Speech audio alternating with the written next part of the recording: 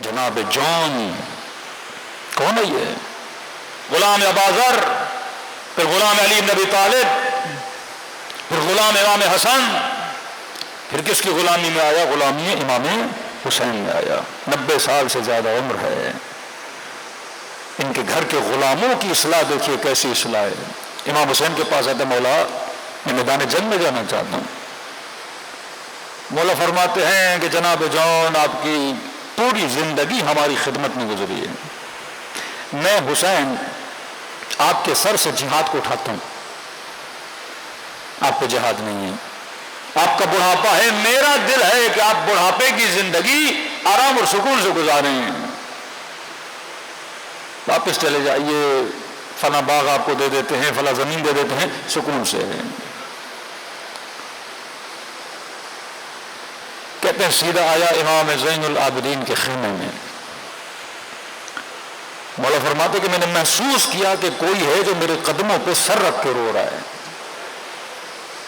آنکھیں کھلی، کیا دیکھا؟ چچا جون ہے۔ فوراً قدموں کو جمع کیا، چچا آپ یہاں پہ کیا کر رہے ہیں؟ ذرا اوپر آئیے سرانے پر۔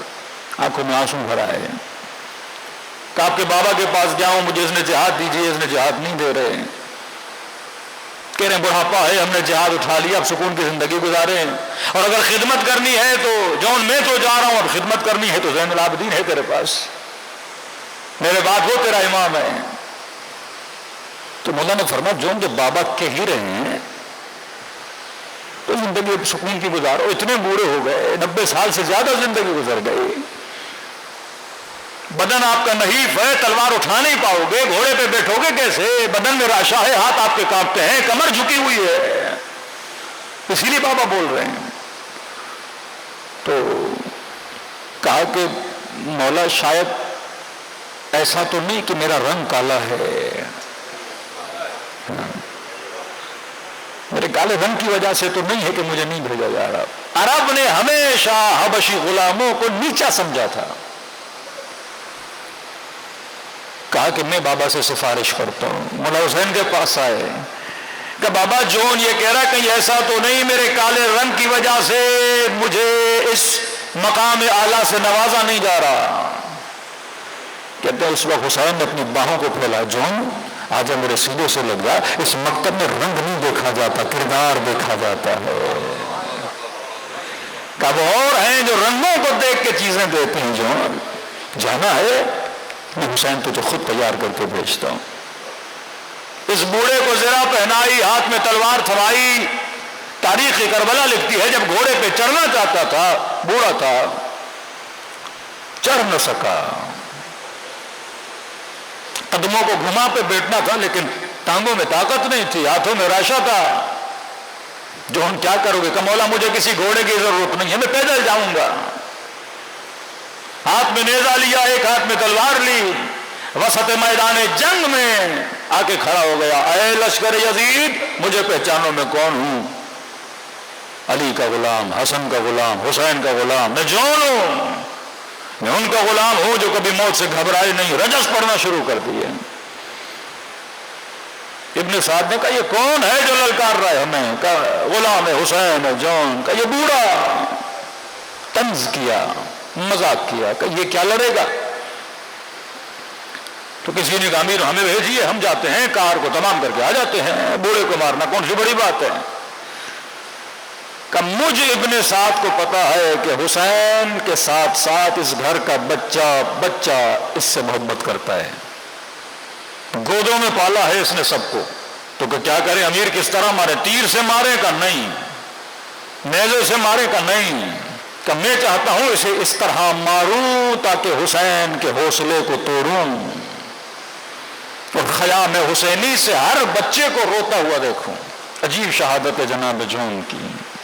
یہ وہ معاشرہ تھا جو فاسد ہو چکا تھا، یہ وہ تھے جو صبح شام دوپہر نمازیں پڑھتے تھے، لیکن جون جو صحابی بھی ہے کہ امیر کیا کرنا ہے کہ سارے گھوڑے سواروں کو جمع کرو اور ان کو کہو کہ ہاتھوں میں پتھر لیں، اسے تیر سے نہیں مارنا، اسے تلوار سے نہیں مارنا، کہ اسے اتنے پتھر مارو کہ زخمی ہو کے زمین پہ گرے اور حسین اس کا تڑپنا اپنی آنکھوں سے دیکھیں۔ کہ سارے گھوڑے سوار اٹھے اور اس کے گردی للکار رہا تھا، آؤ مجھ سے لڑو، یہ دور سے اسے پتھر مار رہے تھے، گویا اس کو سنسار کیا گیا۔ اور جب ٹوٹ کے زمین کربلا پہ گرا، بدن سے خون بہ رہا تھا، چند اصحاب ہیں جن کا سر ابا عبداللہ حسین اپنی گودی میں لیا ہے، ان میں سے ایک کا نام جناب جون ہے۔ کہتے یہ بوڑھا حالت غنودگی میں بدن سے خون بہ رہا ہے، اچانک اس نے محسوس کیا کسی نے میرا سر اپنی گود میں رکھا ہے، اور جیسے آنکھیں کھلی تو اس نے دیکھا جب عبداللہ علیہ السلام غلام تھا، کبھی جرأت نہیں کی کہ مولا کی گود میں اپنا سر رکھے، ارے یہ گود علی اکبر کے لیے بنی۔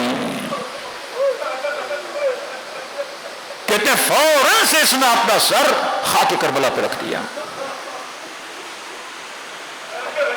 کہ مولا میں غلام، رنگ کا کالا، میں نہیں چاہتا میرا خون بھی آپ کی گود میں اور آپ کے کپڑوں پہ لگے۔ اب لشکر یزید کا سپاہی کہتا ہے میں یہ سارا منظر دور سے دیکھ رہا تھا، کہتے ہیں ہم نے بھی زندگی میں بڑے غلام دیکھے اور بڑے آقا دیکھے ہیں، پر ایسا غلام اور ایسا آقا میں نے نہیں دیکھا۔ پوچھنے والے نے کہا تو نے دیکھا کیا؟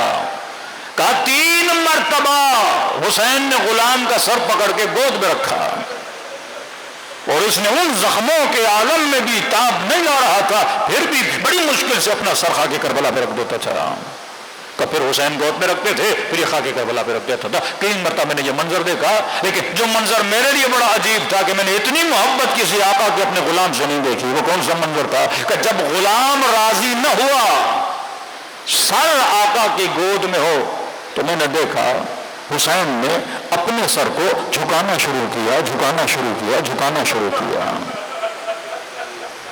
یہاں تک کہ حسین نے اپنا رخسار جون کے رخسار پہ رکھا اور کانوں میں کہا جون تو نے کہا تھا نا تیرا رنگ کالا ہے، اللہم بیض وجہہ طیب ریحہ، اے خدا جو اس کا مذاق اڑاتے اس کا رنگ کالا ہے، قیامت کے دن اس کے چہرے کو نورانی بنا دینا، سفید بنا دینا۔ طیب بدن یا جسد، اے خدا اس کے بدن میں ایسی خوشبو پیدا کر۔ لوگ کہتے ہیں جب شہادتیں واقع ہو گئیں تو کسی بدن سے بڑی خوشبو آ رہی تھی جس مہک نے پوری سرزمین کربلا کو گھیرا ہوا تھا، تو یہ سپاہیان یزید پریشان تھے مہک کہاں سے آ رہی ہے؟ جس غلام کا مذاق اڑاتے تھے رنگ کا کالا ہے، بدن سے بدبو آتی ہے، کہتے جب آگے بڑھے تو دیکھا یہ کسی اور کا بدن نہیں، یہ خوشبو اس کے بدن سے ہے جس کے لیے سید شہداء نے دعا کی تھی۔ کہا میں اس لیے نکلا تاکہ اسلام کی نشانیوں کو بلند کروں، جس نے اپنے اصحاب کے بدن کو نشانی بنا دیا، جس نے عام سی خاک کو خاک شفا بنا دیا، جس نے بیابان کربلا کو گنہگاروں کے لیے جنت بنا دیا، اسے ابا عبداللہ حسین کہتے ہیں۔